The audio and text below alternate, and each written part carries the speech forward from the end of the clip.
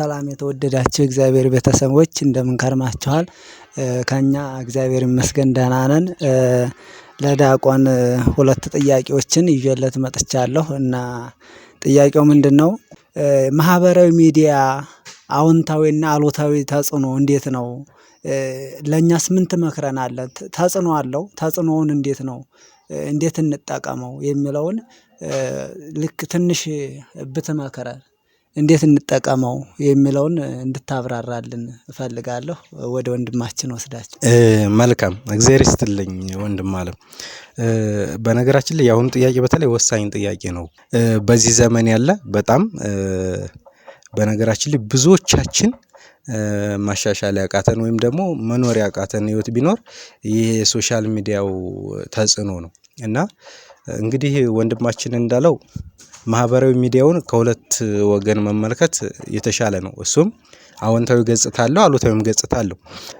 አዎንታዊውን ገጽታ ስንመለከት እንግዲህ ማህበራዊ ሚዲያ ክርስቲያኖች እኔና እናንተን ያገናኘን ዛሬ እናንተ እሱ ጋር ቁጭ ብላችሁ እኛ እዚህ ጋር ቁጭ ብለን መልካም ነገር እንድንነጋገር መንፈሳዊ ነገር እንድናወራ የረዳን ማህበራዊ ሚዲያ ነው አይደለ? ዩቲዩብ ባይኖር ቲክቶክ ባይኖር ሌሎች ነገሮችም ለመልካም ነገር ከተጠቀምናቸው ብዙ መልካም ነገሮች እናደርግባቸዋለን። እንዲሁም ቤተክርስቲያንም ዛሬ አገልግሎቷ ሐዋርያዊ አገልግሎት እንዲሳለጥ ዘመኑ ያመጣውን ቴክኖሎጂ በመጠቀም በዚህ አይነት አግባብ ዛሬ ማንኛውም ሰው ቤት ቁጭ ብሎ እንዲማር ሆኗል አይደል? ክርስቲያኖች እንግዲህ እናንተ ቤታችሁ ቁጭ ብላችሁ እኛ እዚህ ቦታ ሆነን በብዙ ሺህ ኪሎ ሜትር ርቀት ውስጥ ሆነን እንድንገናኝ ያደረገን የማህበራዊ ሚዲያ ነው። ስለዚህ አንዱ የማህበራዊ ሚዲያ ገጸ በረከት ነው ማለት ነው። እንዲሁም የቤተክርስቲያናችን ሚኒስትሪ ሚዲያዎች ሳይቀሩ በቴሌቪዥን ዛሬ ቁጭ ብሎ ብዙ ነገሮች ማድረግ ይቻላል። እንደው ስጋውን ደሙን ከመቀበል ውጪ በነገራችን ላይ ማንኛውንም መንፈሳዊ አገልግሎት ቤት ቁጭ ብሎ ማድረግ ይቻላል። ቅዳሴውን ቤት ቁጭ ብለን ስናስቀድስ ነበር አይደለ? በኮሮና ጊዜ በቴሌቪዥን መስኮት። ስለዚህ ይሄ ሁሉ እንግዲህ ዘመኑ ያመጣልን ቴክኖሎጂ ነው። በነገራችን ላይ ዘመኑ የሚያመጣውን ነገር በነገራችን ላይ እየተቀበሉ ለመልካም መዋል ምንድነው የሚባለው? ጥበበኛ ሰው የተወረወረበትን ድንጋይ ቤት ይሰራበታል ይባላል። ሌላ ሞኝ ሰው ግን ሲወረውሩበት መልሶ እሱም ይወረውረዋል። ግን ቤተክርስቲያን እንደዛ ታደርጋለች። ዘመኑ ያመጣላትን የሰጣትን ነገር ሁሉ እየተቀበለች ለመልካም ነገር ታውላለች። ይሄ አንዱ በጎና አዎንታዊ የሆነ መልካም ሰናይ የሆነ ነገር ነው። እንደው ወደ አሉታዊ ነገሩ ከሄድን ግን በጣም በተለይ ለዚህ ዘመን በጣም ፈተና የሆኑ ብዙ ነገሮች አሉ። ሳይታወቅ የደነዘዘ ጄኔሬሽን እንዲፈጠር ሆኗል በቀላሉ ማለት ነው። ለነገሮች ስልቹ የሆነ መመከር የማይፈልግ እንዲሁም ደግሞ ነገሮችን ቀለል አድርጎ የሚያይ ለህይወቱ ግድ የለሽ የሆነ ትውልድ ዓለማዊ ነገር ላይ ስምጥ ብሎ እንዲገባ እየሆነ ነው። በነገራችን ላይ ይሄ የእጅ አዙር ኮሎናይዜሽን ነው ወይም ደግሞ ሞደርን ኮሎናይዜሽን ብንለው ማጋነን አይሆንም። ዘመናዊ የሆነ ቅኝ ግዛት ነው እየተገዛን ያለ ነው። ምክንያቱም እኛ በማናውቀው መንገድ ከቤተክርስቲያን እንድንርቅ እየሆንን ነው። ከመንፈሳዊ አገልግሎት ከእግዚአብሔር ከአምላካችን እንድንርቅ እስኪ አሁን ሁላችንም እንደው ቲክቶክ ፕላትፎርምን እንደው እንደ ምሳሌ እናንሳና ቲክቶክ ላይ አንድ ሰው ገብቶ ስክሮል ቢያደርግ እርግጥ አልጎሪዝሙ በራሱ ሰው የሚፈልገውን ነው ቀጣይ የሚያመጣለት። እንደዛ ቢሆንም ግን አብዛኛውን ነገር ብንመለከት ከ180-90% የሚሆነው ዓለማዊ ኮንተንት ነው። መንፈሳዊ ነገሮች እየሰሩበት አይደለም። እና ቢቻል እኛ ራሱ ይሄንን ማህበራዊ ሚዲያ ተጠቅመን መልካም ነገር ብናደርግበት፣ መንፈሳዊ ነገሮች ብንማማርበት፣ ብንመካከርበት የእግዚአብሔር መንግስት መቼስ አንድ ሰው እዚህ ምድር ላይ ዘላለም አይኖርም አይደል? ከዚህ ምድር በኋላ ላለው ህይወት የሚሆን ስንቅ ብንሰንቅበት እንችላለን እኮ። ነፍሳትን ብናድንበት፣ ሰዎች ቢማሩ ቢመለሱበት ወደ እግዚአብሔር በእኛ ምክንያት ሰዎች እንዲመለሱ ብናደርግ። ግን አሁን ስንመለከት በእኛ ምክንያት ሰዎች ወደ ክርስቶስ ወደ አምላካቸው እንዲቀርቡ ነው እያደረግን ያለ ነው ወይንስ በእኛ ምክንያት ሰዎች ተሰናክለው ከቤቱ እንዲወጡ ነው እያደረግን ያለ ነው? እና ይህን ነገር ስንመለከት አሉታዊ ተጽዕኖ በጣም የጎላና ሰፊ ነው ማለት እንችላለን። እና ስልቹ የሆነ ትውልድ እንዲመጣ ሆኗል። ግዴለሽ የሆነ ትውልድ፣ ዓለማዊ ዋዛ ፈዛዛ የሚወድ ትውልድ፣ ለነገሮች ትኩረት የማይሰጥ አሁን ዛሬ ከማንበብ ይልቅ ቲክቶክ ገብቶ አንድ አፍታ ስክሮል ቢያደርግ ነው ጄኔሬሽኑ የሚፈልግ።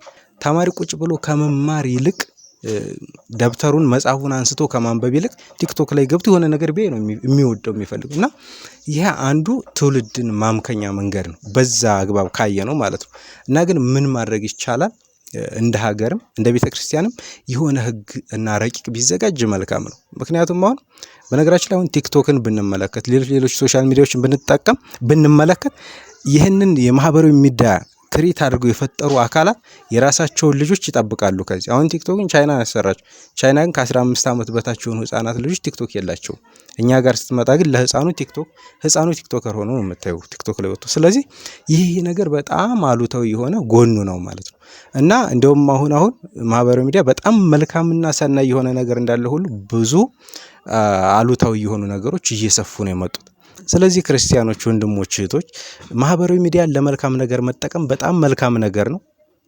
ከዛ አልፎ ግን የሚያጠፋን ምንድነው እየሰራንበት ያለ ነው? እስኪ ሁላችንም ራሳችንን እንፈትሽ። ምንድነው እያደረግንበት ያለ ነው? እየተረፍንበት ነው? ለበጎ ዓላማ ነው እየተጠቀምነው ያለ ነው ወይስ ለዋዛ ፈዛዝ ዝም ብሎ ላልሆነ ነገር ነው? በነገራችን ላይ ቀደም ሲል ያነሳው ሐሳብ እንደነ ቅዱስ ጊዮርጊስ እንደነ ቅድስት አርሴማ ያሉ ዛሬ አብነት ያደረግናቸው ሰማዕታት የተነሱ ስለ ክርስቶስ ብለው መስዋዕት አድርገው ነው ራሳቸውን አይደለ?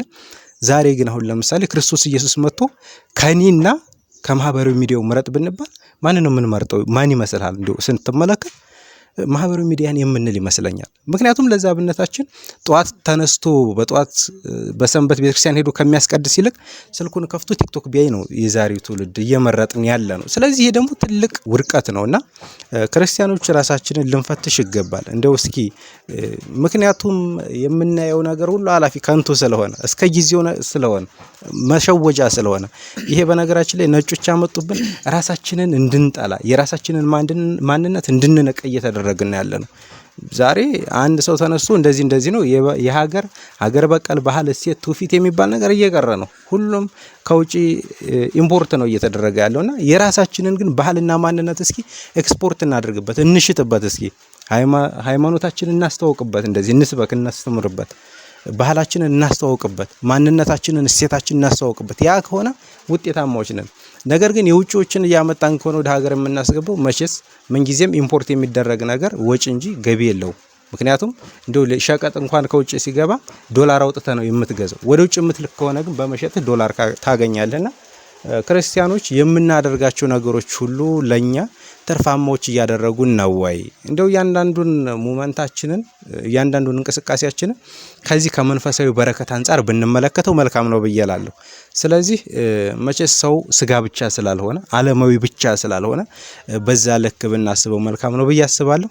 ማህበራዊ ሚዲያ አሉታዊም አዎንታዊም ገጽታ አለው።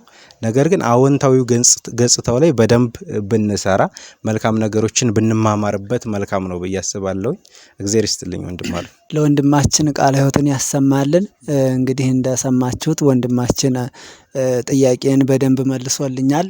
እናንተም እንግዲህ ጥያቄ ይኖራችኋል፣ ምናልባት በኮሜንት ልትጽፉልን ትችላላችሁ ጥያቄውን ማለት ነው። እንግዲህ የፌስቡክ ማህበራዊ ሚዲያ አጠቃቀማችንን አሳምረን ለራሳችን ለሀገራችን ለውጥ ማሳየት እንዳለብን በመልካም መንገድ መጠቀም እንዳለብን ወንድማችን አብራርቶልናል ማለት ነው። እና እንደውም አንድ መምህር ምን ሲል ሰማሁ መሰላችሁ ሲያስተምረን ኢትዮጵያን በግዛት አልተያዘችም፣ በቅኝት ግዛት አልተያዘችም። ነገር ግን ስታይላቸውን ቀይረው መጡና በሶሻል ሚዲያ መልክ ቅኝ ግዛት ስር ተያዝን ሲል አስተምሮናልና ልክ በጦርነት ያልሆነውን ስናሸንፋቸው ዛሬ ግን ስታይላቸውን ቀይረው መጥተው ልክ የነሱን ባህልና የነሱን ያልተገባ ለቤተክርስቲያን ለኢትዮጵያ የማይገባትን ነገር ለኛ አሳይተውን እኛ ደግሞ በጎ ነገር መሰለንና እነሱን ተከትለን ልክ የነሱን ባህል ያልተገባውን ነገር እያሳየን ስለሆነ በመልካም መንገድ እንድንጠቀመው ወንድማችን በደንብ አስረድቶናል። በቀጣይ ቪዲዮ ሌላ ጥያቄ ይዘን እንቀርብላችኋለን። ሰላም ቆዩልን።